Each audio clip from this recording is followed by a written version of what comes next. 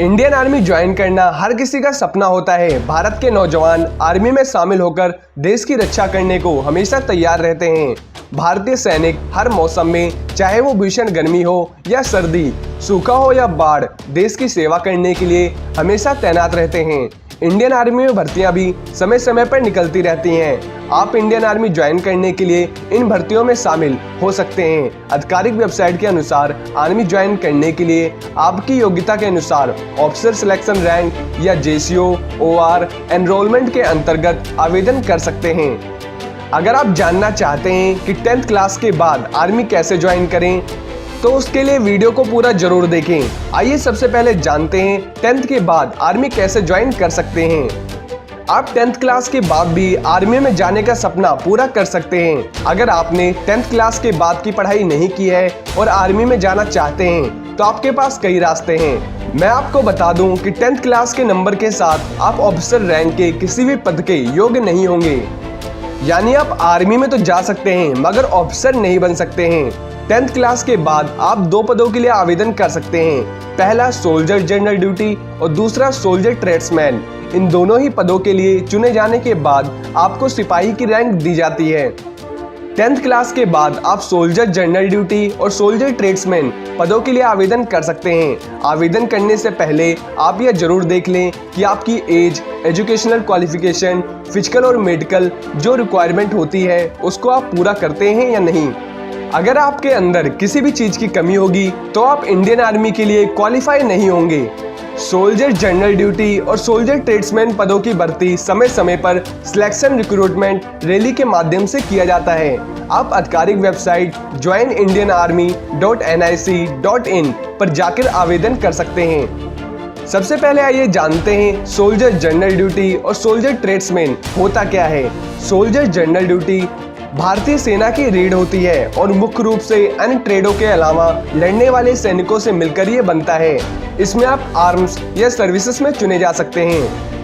Arms के अंदर infantry, artillery, arms corps engineers या आर्मी एयर डिफेंस AAD, सैनिक ड्राइवरों, ऑपरेटरों, बंदूकधारियों के रूप में आर्मी में अपनी सेवा दे सकते हैं। और सर्विसेज में, सर्विसेज सेवाओं में आपको जनरल ड्यूटी, ऑपरेटर, ड्राइवर आदि पर सेना सेवा कोर ASC, सेना आयुध कोर AOC, सेना चिकित्सा कोर AMC में आपको चुना जा सकता है।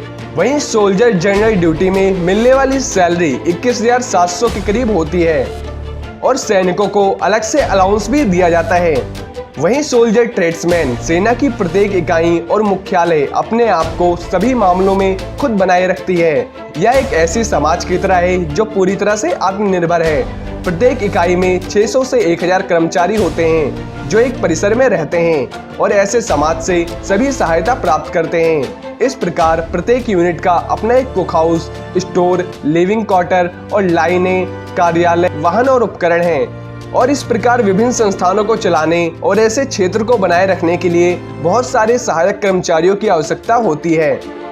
सोल्जर ट्रेड्समैन के अंदर chef, dresser, animal store holders, farrier, प्रबंधक, musician, washerman, mess keeper, house keeper, लकड़ी का कारीगर, painter, tailor, metallurgy, canal man, इन्हीं पदों की भर्ती होती है। इनकी सैलरी 5,200 से 20,200 के बीच होती है और इनको अलग से 1,800 के करीब ग्रेड पे भी दिया जाता है।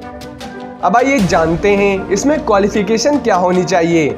सोल्जर जनरल ड्यूटी के लिए आवेदन करने वालों को 10th क्लास में कम से कम 40% मार्क्स होने चाहिए और हर एक सब्जेक्ट में कम से कम 33% अंक होने जरूरी हैं और आपकी एज 17.5 साल से 21 साल के बीच होनी चाहिए। सोल्जर ट्रेड्समैन के लिए आवेदन करने वालों को 10th क्लास में पास होना जरूरी है। इसमें ज्वाइन करने के लिए कोई फिक्स मार्क्स यानी नंबर नहीं है। इसमें ऐसा नहीं है कि आपके इतने मार्क्स या नंबर होंगे तभी आप इसे ज्वाइन कर सकते हैं।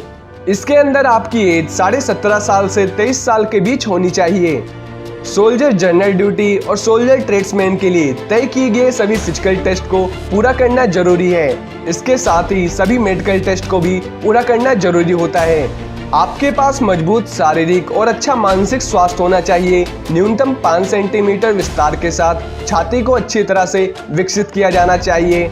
प्रत्येक कान के साथ सामान्य सुनाई देने की क्षमता और दोनों आंखों में अच्छी दूरबीन दृष्टि होनी चाहिए और प्रत्येक आंख के साथ दूरदृष्टि चार्ट में 6x6 पढ़ने में सक्षम होना चाहिए। कलर विजन CP3 होना चाहिए।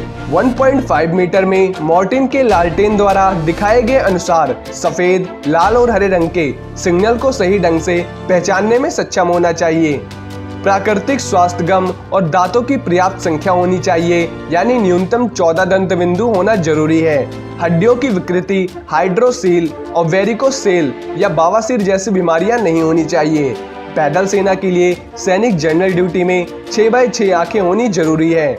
वहीं सोल्जर जनरल ड्यूटी और सोल्जर ट्रेड्समैन के लिए तय किए गए फिजिकल टेस्ट आपके स्टेट के हिसाब से अलग अलग रिक्वायरमेंट होती है।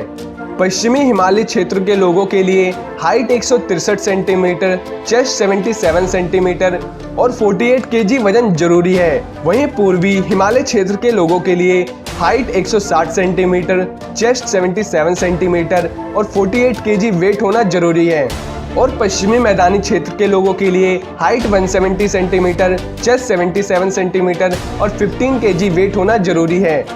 और पूर्वी मैदानी क्षेत्र के लोगों के लिए हाइट 169 सेंटीमीटर और चेस्ट 77 सेंटीमीटर और 15 केजी वेट होना जरूरी है। वहीं मध्य क्षेत्र के लोगों के लिए हाइट 168 सेंटीमीटर, चेस्ट 77 सेंटीमीटर और वेट 15 केजी होना जरूरी है। दक्षिणी क्षेत्र के लोगों के लिए हाइट 166 सेंटीमीटर, चेस्ट 77 सेंटीमीटर और वेट 15 केजी होना जरूरी है। इसके अलावा अगर आप जानना चाहते हैं कि 12th क्लास के बाद आर्मी कैसे ज्वाइन करें, तो ये मैं आपको नेक्स्ट वीडियो में क्लियर कर दूंगा। वहीं इस वीडियो से जुड़े आपके मन में कोई भी क्वेश्चन या क्वायरी हो तो आप कमेंट बॉक्स में हमसे पूछ सकते हैं। हम आपको जवाब देने की पूरी कोशिश करेंगे। अगर आप आर्मी और वेपन से जुड़ी जानकारी जानना चाहते हैं तो आप हमारे दूसरे चैनल आर्मी ज्ञान को देख सकते हैं। अगर आपको वीडियो पसंद आई हो तो चैनल को लाइक एंड शेयर सब्सक्राइब जरूर करें। जय हिंद, जय भारत।